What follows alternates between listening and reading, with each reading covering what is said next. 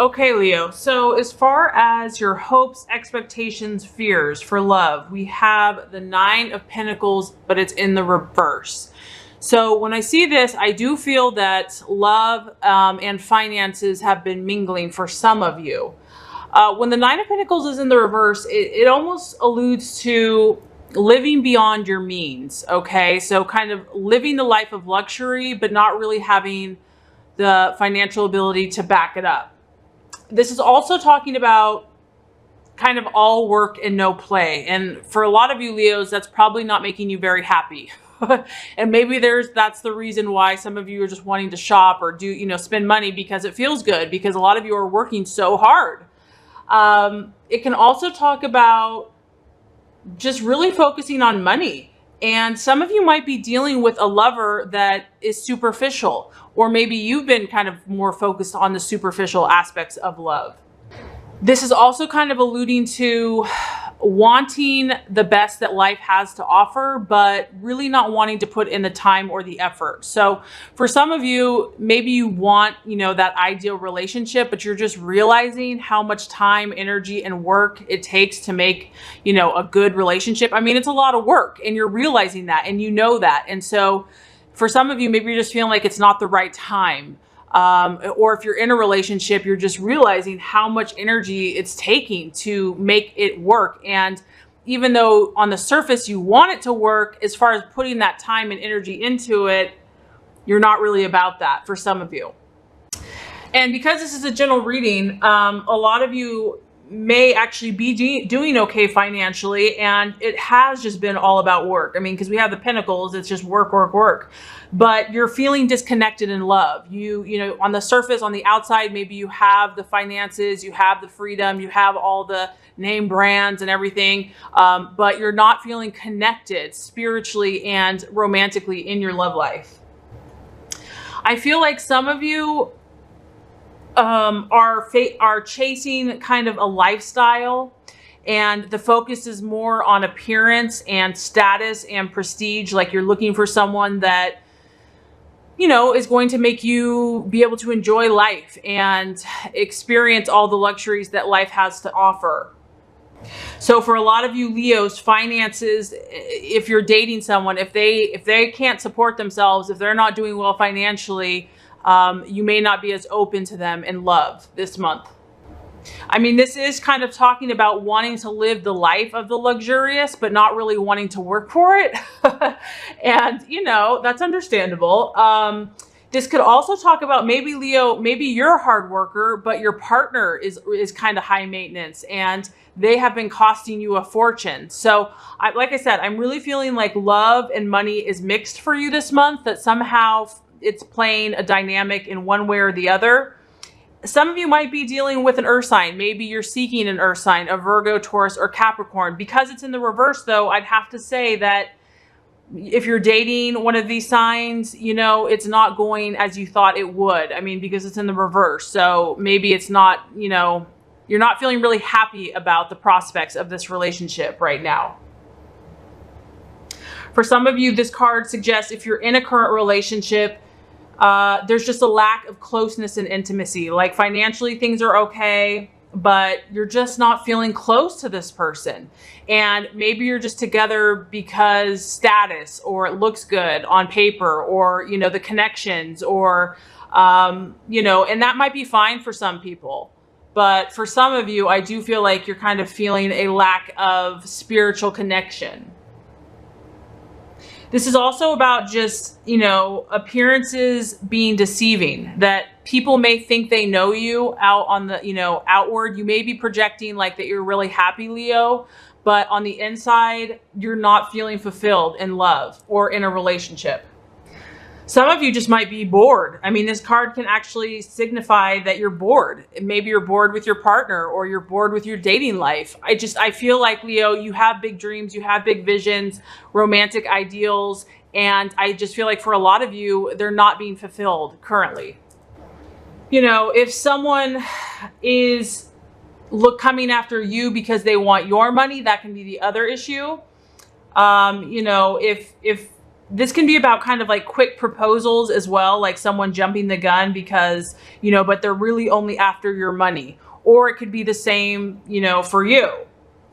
So I just feel like a lot of you Leos are working really hard, and, you just have not been feeling connected overall in your love life, or what your true passions and desires are in regards to love. Okay, so as far as the obstacle card, we have Judgment. So this is very interesting, Leo. When we have the Judgment card, it's honestly, it's all about karma. So we all know that, everybody kind of does good and bad, right, in life. But I feel like in regards to your love life, you are kind of being forced to grow spiritually, in a sense, because you are being called to account for your past or your previous actions in life, or even a particular relationship or situation. And for some of you, you're going to be proud. You're going to be proud of yourselves, how you dealt with the situation, how you dealt with the person. For some of you, it might be shaming, or it might be like you have to, take responsibility. What I feel like is happening is you're being heightened to a higher spiritual level, Leo, and your spiritual purpose, if you have not been happy, or if you have been overspending or overdoing it, God and the universe is only going to allow you to go that way for so long. And so for some of you, you're going to kind of be challenged this month to really look at your inner thoughts, beliefs, attitudes in the past. And if you are not happy currently in a relationship, you're going to be able to kind of look in the mirror and say, why? What needs to change? What have I been focusing on? Or what has led me to this point? And this is not a sense of feeling bad or ashamed. You don't want to just like beat yourself up. This is more about awareness, so that you can uncover the truth about what's going to really make you happy, what's more balanced in your love life. I feel like this month for some of you, you might be going through a huge transformation, and a lot of you are reinventing yourself. So this is kind of about like a rebirth almost. And some of you, it's about a rebirth of something that is considered long dead. So a relationship from the past might be kind of coming back to life. You might get to the point where you're ready to transform, and you're taking stock, you're taking realization. So I know a lot of you are coming into your birthday, and as happy as that event is and a time to celebrate, some of you are looking at your life and taking stock of where you're at. Where do you want to go from here? And, like looking at the years that have passed and seeing the patterns that have happened.